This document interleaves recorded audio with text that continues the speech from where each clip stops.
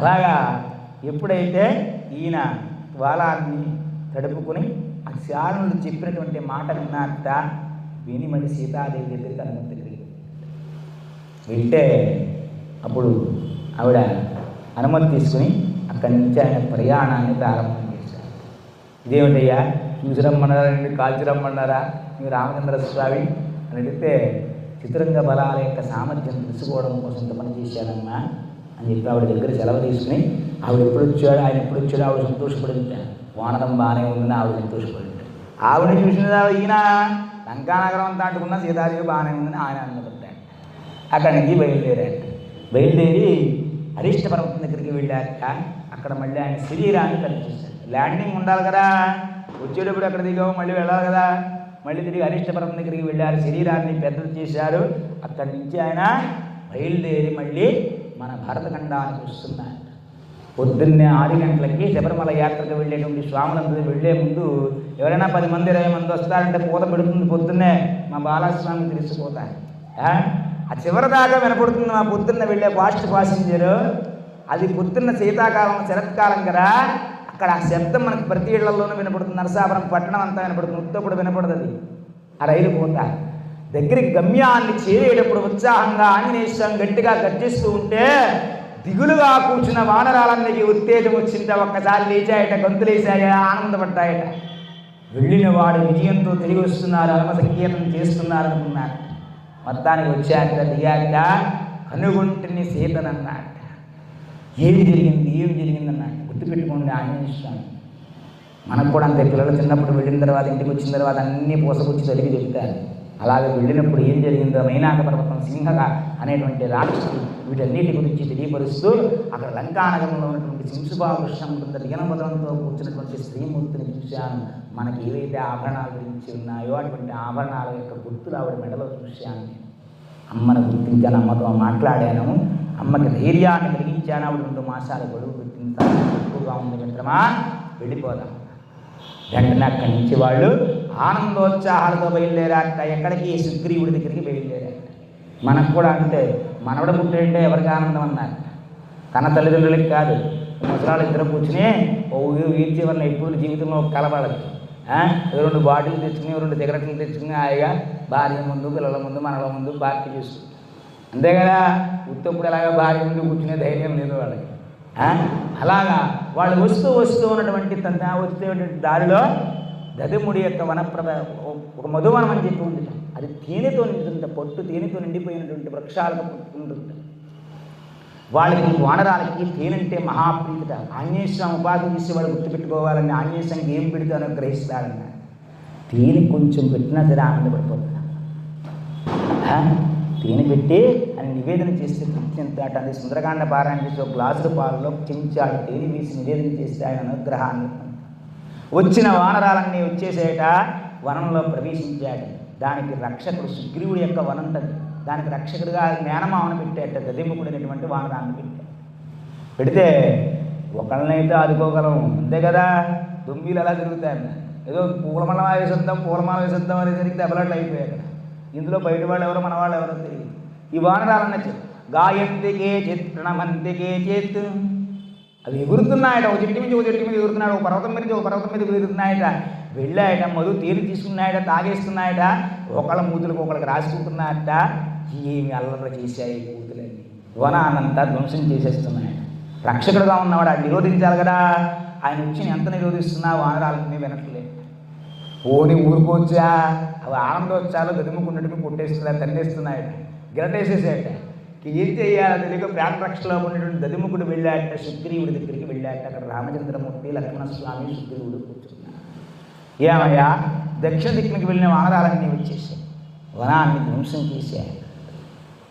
వెంటనే సుగ్రీవుడు అన్నట్ట, వెళ్ళిన వారెవరు జాంబవంతుడు, అంగదుడు, కార్యాన్ని సాధించేవాడు, కార్యసాధకుడు హనుమంతుడు. విజయంతో వచ్చారయ్యా, వాళ్ళ ఆనందంతో వాళ్ళు ఉండని అన్నాడు అని సుగ్రీవుడు రమ్మంటున్నారని వార్త చెప్పమన్నాడు. అప్పటిదాకా ఉన్న మొత్తం దిగిపోయింది వీళ్ళకి. గొప్ప మళ్ళీ తీసుకొచ్చారట, విజయాన్ని సాధించామని ప్రగల్భాలు పెరిగారట. అందరూ పెరిగిన తర్వాత రాముడు ముందు నిలబెట్టారు. ఎవరు చెప్పాలి?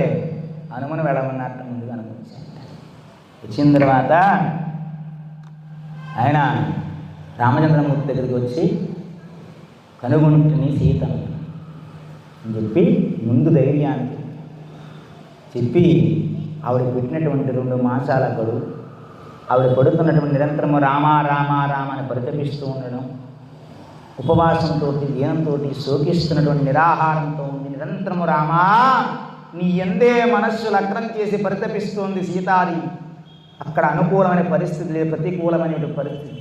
చుట్టూ రాక్షసులు ఎన్ని ప్రలోభాలు పెట్టినా, రావణుడు ఎన్నో ప్రలోభాలు పెట్టినా, రాక్షసులు ఎంత భయపెట్టినా నీ కోసం నువ్వు వస్తావు, నువ్వు రక్షిస్తావనేటువంటి ఒకే ఒక్క ఆశతో తన ప్రాణాన్ని నిలుపుకుని నీ కోసం పరితపిస్తుంది సీతమ్మ అని చెప్పేసరికి రాముడి మనస్సు హృదయ విదారకమైపోయింది.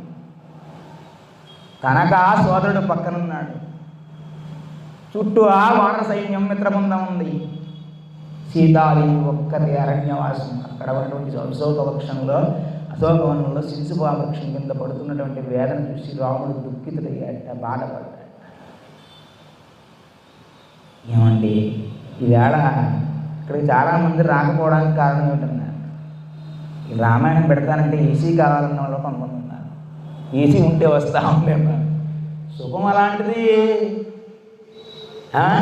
కొంతమంది సౌకర్యం ఏర్పాటు చేస్తే వస్తామన్నారు. జనం రాకపోతే ఏం చేద్దామన్నారు. రోజు భోజనాలు పెట్టేస్తే 3 మంది వస్తారని గురువుగారు అన్నారు. మన భక్తి ఎలాంటిదంటే పొద్దున్న దేవాలయంలో ఎవడ కనపడ్డ వేములది వెంకటేశం గుళ్ళో కూడా, మాడపల్లి వెంకటేశం గుళ్ళో కూడా మధ్యాహ్నం భోజనాలు పెడుతున్నామంటే అందరూ వచ్చేస్తారు. భోజనం ప్రసాదం తినకపోతే దేవుడి యొక్క అనుగ్రహం దొరకదేమో. ఏమంటే ఇంతమంది కూర్చున్నారు కదా, డబ్బాతో నీళ్ళు అక్కడ ఉన్నాయి కదా, దాహాతో ఎవరైనా ఉంటారేమో, ఉప్పు నీళ్ళు ఇద్దామని ఆలోచన కలగలేదే. మానవ సేవే కదా మాధవ సేవ. డబ్బాలో నీళ్ళు డబ్బాలా ఉంటాయి, దాహంలా ఉంటుంది. ఏంటిరా వింటున్నామంటే రామాయణం వింటున్నా వెళ్ళిపోతున్నాం. అలాగా ఎప్పుడైతే ఆయన రామచంద్రమూర్తి సీతాదేవికి బాధపడుతున్నటువంటి ప్రతికూలమైన పరిస్థితుల్లో కూడా సీతాదేవి రాముడి యందు మనస్సు ఎలా లగ్నం చేసి ఉంటుందో, నేను తీసుకొచ్చేస్తానని చెప్పిన రామ రాలేదయ్యా, నీ శౌర్య పరాక్రమం చేత తీసుకురమ్మని చెప్పి ఆవిడ అని చెప్పి ఆవిడ ఇచ్చిన చూడాలని ఇచ్చాడు. చూసి రాముడు కళ్ళ నీళ్ళ పర్యంతం అయ్యాడు. ఒక చిన్నసారి ఉదాహరణ చెప్తాను. చిన్నప్పుడు మా గురువుగారి దగ్గర విద్యాభ్యాసానికి వెళ్ళిన తర్వాత ద్రాక్షారం ఆయన అనుకోకుండా ప్రతి నెల ఏకాదశి లక్షల పూజకి వేణుగోపాలస్వామి క్షేత్రపాలక వేణుగోపాలస్వామి గుడికి తీసుకెళ్ళి తిరిగి వచ్చేటప్పుడు మేము కోటిపల్లి బస్సు ఎక్కి రావాలి. కోటిపల్లి బస్ స్టాండ్ అనుకోకుండా అమలాపురం బస్సు కనపడిందా, మనసంతా అమలాపురం మీద తిరిగిపోయేది. మాది అమలాపురం దగ్గర సౌరప్ప. ఏమిటి మా దేవుడు, మా సత్యనారాయణ స్వామి క్షేత్రము, నాన్నగారి ప్రేమ, తల్లి చూపించే అనురాగం, చదువుకున్నటువంటి విద్యార్థులు, ఏఎంపీ ఉన్న పేరు కనపడితే తన దృష్టి అక్కడికి మళ్ళీపోతుంది కదా. అది చూడమని చూస్తే సీతతో ఉన్నటువంటి అనుబంధం, సాన్నిధ్యం, సీతతో ఉన్నటువంటి అనురాగం, ఇవన్నీ ఏమిటి అంశపూరిక కల్పాలను పడుకోవలసిన సీతాదేవి భర్త మాట, భర్త సేవ చెయ్యాలి, పాతివృత్య ధర్మాన్ని కట్టుబడి అరణ్యవాసానికి రావడం ఏమిటి, రావణుడు అపహరించడం ఏమిటి, భయపెట్టడం ఏమిటి, ఆ భయాల్లో కూడా బాధపడుతున్నప్పటికీ కూడా నాయందే మనస్సు లగ్నం చేసి జీవించడం ఏమిటి, బాధపడ్డాడంటే. వెంటనే సుగ్రీవుడు అంగదుడన్నట్ట సమయం తక్కువగా ఉంది, కార్యాలోచన చేద్దామన్నట్ట అప్పటికప్పుడు నిర్ణయం చేశారట, బయలుదేరిపోయారట. వానరాలన్నీ కూడా ఎలాగైనా సరే సముద్రాన్ని దాటి అవతల పక్కకి వెళ్ళి రావణాసురుని సంహరించి తీరవలసిందే అని చెప్పి వాళ్ళందరూ బయలుదేరి అక్కడి నుంచి మహోదరి సముద్రం దగ్గరికి వచ్చారట. యువతల పక్కన గుడారాలన్నీ వేసి కూర్చుంటే అక్కడ దగ్గరలో వాళ్ళందరూ కూర్చున్న సమయానికి ఈ లోపల అక్కడ రావణాంతపురంలో ఒక అద్భుతమైన సన్నివేశం జరిగింది. ఏమిటా సన్నివేశం? రావణుడు ఆలోచన చేస్తున్నాడు, గోడద్వారాల ద్వారా తెలుస్తున్నాడు. రాముడు అవతల పక్కకి వచ్చాడు, సైన్యంతో ఉన్నాడు, మానస్యంతరి పొద్దున ఎప్పుడైనా సరే లంకానగరం పైన కట్టెత్తవచ్చు. అటువంటి సమయంలో విభీషణుడు హితబోధ చేస్తున్నాడన్నమాట. ఏమిటా హితబోధ అంటే సీతాదేవిని తీసుకువెళ్ళి రాముడికి అప్పచెప్పావా మన లంకానగరం సుభిక్షంగా ఉంది. ఇప్పుడు కూడా మనం పొగిడేవాడు ఉంటేనే మనకు ఆనందం తప్ప, కానీ ఇది తప్పురా అని చెబితే తల్లి కూడా ద్వేషంగా ఉంటుంది. అంతే కదా, ఎంత ప్రేమిస్తుందండి, ఎంత లాలిస్తుంది తల్లి. అక్కడికి మలమూత్రాలు పిల్లవాడికి శుభ్రం చేస్తే కానీ తన గట్ట పట్టనటువంటి మలమూత్రాలు చూసుకోదు కదా. అటువంటి తల్లి దండ్రిస్తే ఏం చేస్తాం, ఈ అమ్మ నాకేం చేసింది, తండ్రి నాకేం చేశాడని ఆలోచన. అలాగే మంచి చెబుతున్నా రుచించట్లేదమ్మా వీడికి, రావణాసుడికి. అటువంటి సమయంలో విభీషణుడు ఆలోచన చేశాడు, ధర్మం లేదయ్యా నీ దగ్గర, నేను నిలబడను, రాముడి దగ్గరికి వెళ్ళిపోతానంటే వెళ్ళిపోమని. ఆయన నలుగురితో కలిసి వచ్చాట విభీషణుడు. ఆకాశ మార్గం గుండా వచ్చి సుగ్రీవుడికి కనబడి నేను రావణాసుడి యొక్క సోదరుడిని, రాముడిని ఆశ్రయించడం కోసం వచ్చాను చెప్పి ఆయన స్నేహబంధాన్ని కూడా నాకు రక్షణ కల్పించమని చెప్పి అడిగాడు. నిజంగా విభీషణుడు ధర్మాత్ముడు కాబట్టి వదలపట్టుకోవచ్చు. ఈ లోపల రాముడి దగ్గరికి వర్తమానం వెళ్ళింది. సుగ్రీవుడు, అంగదుడు, జాంబవంతుడు వాళ్ళందరూ రాజనీతి ధర్మాలని చెప్పారు. వాడా రావణాసుడు శత్రువుడు, లోకకంటకుడు, రాక్షసుడు. అందులో కొంచెం మెత్తన మృదు స్వభావం కలిగిన వాడు విభీషణుడు. వాడు మన విషయాలను తెలుసుకోవడం కోసం ఇక్కడికి వచ్చాడు అని చెప్పి వాడి దగ్గరికి చేరలేకపోతున్న కొంతమంది. ఇలా అందరూ చెప్పిన తర్వాత అక్కడ దాకా వెళ్ళి వచ్చిన వాడు హనుమను ఒక్కడగానయ్యా, ఆయన గురించి చెప్పమంటే అప్పుడు ఆయన ఆలోచించి ఈసన్నట్ట విభీషణుడు ధర్మాత్ముడు. ఒకసారి నన్ను సంహరించేయమంటే వాలానికి నిప్పు పెట్టి పంపించడానికైనా దూతను చంపకూడదని చెప్పి నిరోధించాడయ్యా. అక్కడ వేదమంత్రాలు వినపడుతున్నాయి. ఈవేళ సీతాదేవి నిలబడి ఉందంటే కారణం ఆ విభీషణుని యొక్క భార్య కుమార్తెల వల్లే ఓదార్పు దొరుకుతుంది. అక్కడ భయం లేదన్నమాట. మొత్తానికి నిశ్చయం చేసుకున్నట్ట రాముడు, శరణన్న వాడిని రక్షించడమే రాముడి యొక్క ధర్మం. ఆయన అన్నట్ట మీ అభిప్రాయాలు మీరు చెప్పారయ్యా, నన్ను ఎవరైతే శరణ వేడతాడో వాడిని రక్షించడమే నా ధర్మం, వాడిలో లోపాన్ని కూడా నేను గుర్తించిన.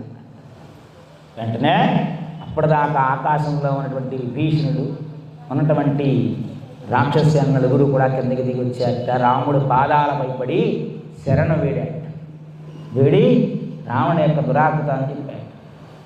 చెబితే రావణుడి యొక్క బలాన్ని, వాడి యొక్క బలహీనతలన్నీ కూడా చెప్పారు. వెంటనే రావణుడు అంటే, లక్ష్మణ సముద్ర జలాలు తీసుకురావయ్యా, నేను విభీషణుడికి పట్టాభిషేకం చేశాడు దేవతల పక్కన. ఏమిటి అప్పుడు ఇంకా రావణ సంహారం జరగలేదు, కానీ విభీషణుడికి పట్టాభిషేకం చేశాడు. రాముడి యొక్క గొప్పతనం అదేనండి. వారిని సంహరించలేదు, సుగ్రీవుడికి పట్టాభిషేకం చేశాడు. ఇక్కడ రావణవధ జరగలేదు, ఆయనకి పట్టాభిషేకం చేసిన తర్వాత అక్కడి నుంచి దాటడానికి ఏమిటి మార్గం అని ఆలోచన చేసి 3 రోజులు ఉపవాస దీక్ష తీశాడు.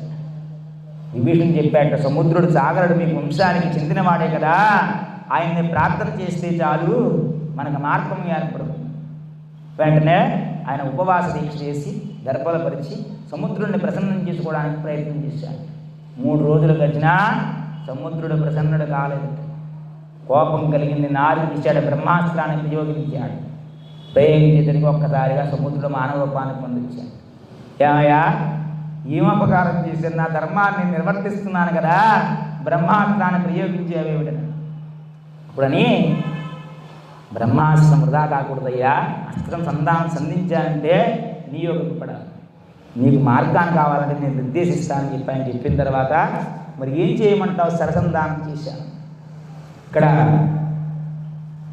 దగ్గరలో మలయ పర్వతం చెప్పి ఒక పర్వతం ఉంది, ద్రోమకుల్య పర్వతం చెప్పి ఒక పర్వతం. అక్కడ ఏం చేస్తున్నట్ట, సముద్రం మీద వెళ్ళే వాళ్ళని వచ్చేవాళ్ళ దగ్గర ఉన్నటువంటి నగలు అవన్నీ దొంగలందరూ కూడా ఆశ్రమం ఏర్పాటు చేస్తారు. ఆ ద్రోమకుల్య పర్వతం వాళ్ళు చేసే దోపిడీల వల్ల సాగరుడికి నాకు చెడ్డ పేరు వస్తుంది, సముద్రపు దొంగలని. దాన్ని నువ్వు కొట్టేవయ్యా, కొట్టేస్తే బాధ తప్పుతుంది, నీ అస్త్రం కూడా నిరుపయోగం అవుతుందన్నాడు. వెంటనే రాముడు సంధించాట. అది వెళ్ళి ద్రౌమకూల పర్వతాన్ని ప్రదేశాన్ని మొత్తం ధ్వంసం చేసిందా. పాతాళ లోకానికి వెళ్ళి తిరిగి మళ్ళీ రాముడు అంబులపురలో చేరుకుంటాడు. సముద్రుడు చెప్పాట, ఏమయ్యా నీ దగ్గర నలుడు నీలుడు చెప్పిద్దరున్నారు, విశ్వకర్మ యొక్క అంశతో పుట్టినటువంటి వాడు, వాళ్ళ యొక్క అనుగ్రహం వల్ల భారత ఏర్పడుతుంది మార్గాన్ని నిర్దేశం చేశాట. అప్పుడు వాళ్ళిద్దరూ వచ్చి మా పుట్టుక లాంటిది, ఇవాళ మాకు వాస్తుశాస్త్రం శిల్పశాస్త్రం తెలుసు. వెంటనే వానరాలన్నీ బయలుదేరాక ఎక్కడెక్కడ పర్వతాలు కనపడ్డాయో మట్టి తిప్పలన్నీ కొట్టుకొచ్చి వేసేశారు. అది కదిలిపోకుండా వృక్షాలు వేశారు, మళ్ళీ రాళ్ళను పెట్టారు. అలాగా 5 రోజులు నిర్మాణం చేశారమ్మా రామసేన. ఇప్పటికీ కూడా నాసా వారు పరీక్ష చేస్తే లంకా నగరానికి భరతఖండానికి మధ్యలో ఉన్నటువంటి సముద్ర తీరంలో లోపల అంతర్గతంగా ఉన్నటువంటి రామసేతు దానికోసం పోరాడుతున్నారు మన మోదీ గారు. అది ఎక్కడ విచ్ఛిన్నం చేస్తాం జలసంధి. ఏమిటి మొన్న ఇరాక్ చిన్న జలసంధి ఎలా ఉందో ఈ లంకా నగరానికి దానికి అంతర్గతంగా ఉంది. అది లేకపోతే ఈ భరతఖండం ఏముండదమ్మా. ఈ ప్రకృతి వైపరీత్యాలకి మన భారతదేశం ఎప్పుడో ఇబ్బంది పడేది. అది రక్షణ గోడగా ఉందని చెప్పి మనకు రామసేతు నిర్మాణంలో చెప్పబడు. ఆ మార్గాన్ని నిర్ణయం చేశాక వాళ్ళు మొట్టమొదటి రోజున 14 యోజనాలతో దూరం వరకు వేశారట మార్గాన్ని. 10 యోజనాలు వెడల్పగలిగి 14 రోజులు వేశారు. మరునాడు మళ్ళీ ప్రారంభం చేశారు. వాళ్ళ పని ఏమిటంటే ఇంక వంతెన నిర్మాణం చేయడమే. అలా చేస్తూ ఉండగా 2వ రోజున 20 యోజనాలు, 3వ రోజున 21, 4వ రోజున 22, 5వ రోజున 23 యోజనాలు చేశారు. మొత్తానికి 100 యోజనాలు పూర్తయిపోయిన తర్వాత రామా శివేల పర్వతం వరకు మేము నిర్మాణం చేసేసామన్నా. నువ్వు హనుమంతుడి భుజం మీద కూర్చో, అంగదుడి భుజం మీద లక్ష్మణ కూర్చుంటాడు, సాగరాన్ని దాటి వెళ్ళిపోదాం. ఈ వానరాల నుండి కొన్ని లక్షల వానరాలు ఉన్నాయి. రాముడు ఆంజనేయ స్వామి తీసుకువెడుతూ ఉంటే, లక్ష్మణుని అంగదుని తీసుకువెడుతూ ఉంటే కొన్ని గెంతుతున్నాయట వంతుల మీద, కొంతసేపు నీళ్ళల్లో ఎదుగుతున్నాయట, పైకి ఎగురుతున్నాయట. ఓ గుంపుగా వానరాల నుండి బయలుదేరి శివేల పర్వతాన్ని దగ్గరికి వెళ్ళిపోతున్నాయి. ఆ కోలాహలం చూసేసరికి ఆనందం వచ్చింది. విజయోత్సాహాన్ని కొంచెం సాధించేసాం, లంకా నగరానికి వెళుతున్నామని ఆనందోత్సాహాలు వనరాల నుంచి లోపల అవన్నీ వెళ్ళాయట. వెళ్ళిన తర్వాత ఈ లోపల ఎప్పుడైతే శివేల పర్వతం దగ్గర వీళ్ళందరూ రక్షణ కవచాన్ని ఏర్పాటు చేసిన వాళ్ళందరూ కూర్చుని ఆశ్రయాన్ని పొంది అక్కడ ఎలా యుద్ధం చేయాలి, ఎలా ఏ విధంగా వ్యూహపన్నాహాలు చేయాలి, శత్రువుని ఎలా జయించాలి, వీటికన్నిటి కూడా రాజనీతి ధర్మాలను అనుసరించి ఎవరెవరు ఏ పనులు చేయాలో వాటిని రామచంద్రమూర్తి ఉద్దేశించాక ఇలా జరుగుతూ ఉండగా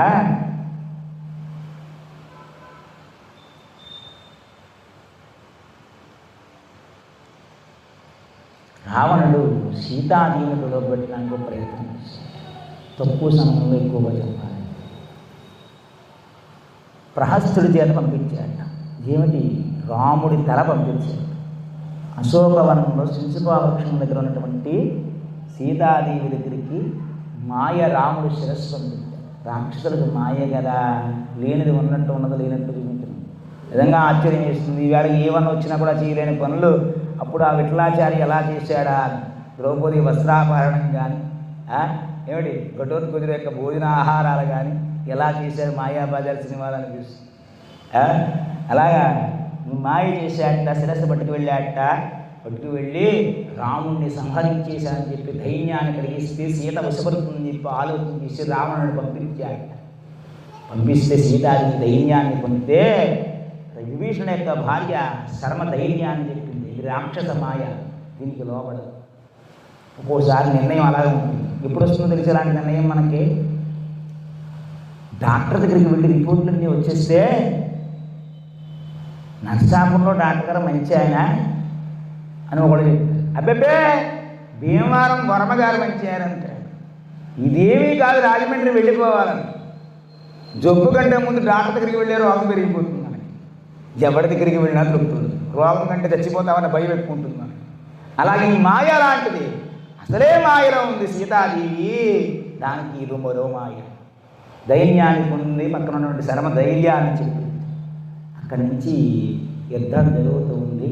యుద్ధం జరుగుతుండగా ఒక రోజున నాగపాశాస్త్రాల చేత బంధించాట ఇంద్రజిత్. బంధిస్తే నాగపాశాలకి మొత్తం వచ్చినటువంటి వానరాలన్నీ పడిపోయాయి, నిర్జీవంగా పడిపోయాయి. రామలక్ష్మణులు కూడా పడిపోయారు, మూర్చిపోయారు. అందరూ పడిపోయారట. పడిపోతే ఒక్క జాంబవంతుడు లేచారు. ఈ లోపల విభీషణుడు వెతుక్కుంటూ వస్తున్నట్టు వానర సైన్యంలో ఎవడైనా బతికున్నాడా? అప్పుడు జాంబవంతుడి దగ్గరికి వెళ్ళి, కదులుతూ ఉన్న జాంబవంతుడి దగ్గరికి వెళ్ళాట. వెళ్ళి తాత అడిగాడు, హనుమ కుశలమేనా? వెంటనే విభీషణుడు అన్నాడు, ఇదేమిటయ్యా, రాముడు కుశలమా లక్ష్మణుడు కుశలమా అని అడగాలి కానీ హనుమ కుశలమేనా అని అడుగుతున్నావు? ఏమయ్యా, హనుమ ఒక్కడుంటే అందరూ ఉన్నట్టే అన్నా అని అప్పుడు ఆయన ఈ లోపల ఆలోచన చేసి సుబేల పర్వతం, అంటే ద్రోణ పర్వతం చెప్పి హిమవత్ పర్వత ప్రాంతాల్లో ఉంది. అక్కడ సంజీవని పర్వతం ఉంటుంది, దాంట్లో విసర్జకరణి సంజీవకరణి సంధానకరణి ఉంటాయి. అవి తీసుకువస్తే వీళ్ళందరూ బతుకుతారని చెబుతూ ఉండగా అద్భుతం జరిగిందమ్మా. రామాయణంలో మిరాకిల్స్ చాలా ఉన్నాయి. యజ్ఞం చేస్తుంటే దేవతలు రావడం ఏమిటమ్మా? సీతాదేవిని అపహరిస్తుంటే దేవతలు ఆనందపడటం ఏమిటి? ఎక్కడో మా అశోకవనంలో ఉన్నటువంటి సీతాదేవికి ఇంద్రుడు పాయసాన్నం పెట్టడం ఏమిటి? గరుత్మంతుడు వచ్చాడమ్మ, పెద్ద పెద్ద రెక్కలతోటి ఒక్కసారిగా పెనుగాలులు వచ్చేసాడు లంకా నగరం అంతా కూడా. వచ్చేసి ఆ రెక్కల యొక్క వేగానికి వానరాలకు ఉన్నటువంటి నాగపాశ అస్త్రాలన్నీ కూడా బంధింపబడిపోయి అక్కడ దాకా ఉన్నటువంటి నాగపాశాలన్నీ నాగ సర్పాలన్నీ కూడా భయంతో వెళ్ళిపోయాయి. వెళ్ళిపోతే ఆ గరుత్మంతుడి యొక్క రెక్కల వేగానికి, ఆ స్పర్శకి సర్పాల మంత్రరూపంలో ఉన్నటువంటి అస్త్రాలన్నీ కూడా సర్పరూపంలో బయటికి వెళ్ళిపోయాయి. ఎప్పుడైతే వెళ్ళిపోయాయో వీళ్ళందరూ పునర్జీవులైపోయాయి. రాముడి దగ్గరికి వచ్చాడు. వస్తే ఎవరు అయ్యాను అడిగాడు. నేను గరుత్మంతుడిని, నీకు ప్రియమిత్రుడిని. వాడు చేసిన ప్రయోగం వల్ల బ్రహ్మాది దేవతలే నిన్ను రక్షించలేదు, దానవులు కూడా రక్షించలేదు. అది నా చరిత్రలో లేనటువంటి కద్రువ వంశానికి చెందినటువంటి సర్పజాతి మంత్రాలతో అభిమంత్రించి బాణ ప్రయోగం. దాన్ని నిరోధించగలిగే శక్తి నా ఒక్కడి దగ్గరే ఉందయ్యా, అందుకే నేను స్వయంగా వచ్చాను అని. ఎప్పుడైతే అప్పటిదాకా వీళ్ళు ఎలా ఉన్నారు తెలుసా? వీళ్ళందరూ మూర్ఛిండి పడినప్పుడు ఒక అద్భుతమైన సన్నివేశం. సర్పం కాటేస్తే ఎలా ఉంటుంది? నల్లగా అయిపోతే రామలక్ష్మణులందరూ అయిపోతే రావణాసుడు ఏం చేసేట, పుష్పక విమానాన్ని పంపించాడు. పుష్పక విమానంలో విభీషణ యొక్క కూతుర్ని త్రిజటను కూడా పంపించాడు. రామలక్ష్మణులిద్దరూ మరణించారు, వానర సైన్యం అంతా మరణించింది, వెళ్ళి చూసి రమ్మని పుష్పక విమానంలో పంపిస్తే వచ్చి చూసి సీతాదేవి దైన్యాన్ని కొని తిరిగి మళ్ళీ పుష్పక విమానంలో వెళ్ళిపోతూ ఉంటే త్రిజట చెప్తూ ఉంటాడు, ఇది అద్భుతమైనటువంటి పుష్పక విమానం, అశౌచం ఉన్నవాళ్ళు దీన్ని స్పృశించలేదు, దీన్ని అధిరోహించలేదు.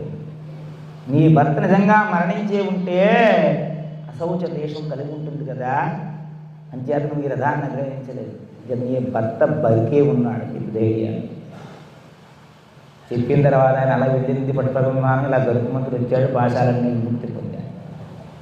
ఆ గరుత్మంతుడు రాముడి చుట్టూ 3 ప్రదక్షిణం చేసి బయలుదేరి ఆకాశ మార్గాన్ని ఎన్ని మాయలమ్మ రామాయణంలో యుద్ధకాండలో.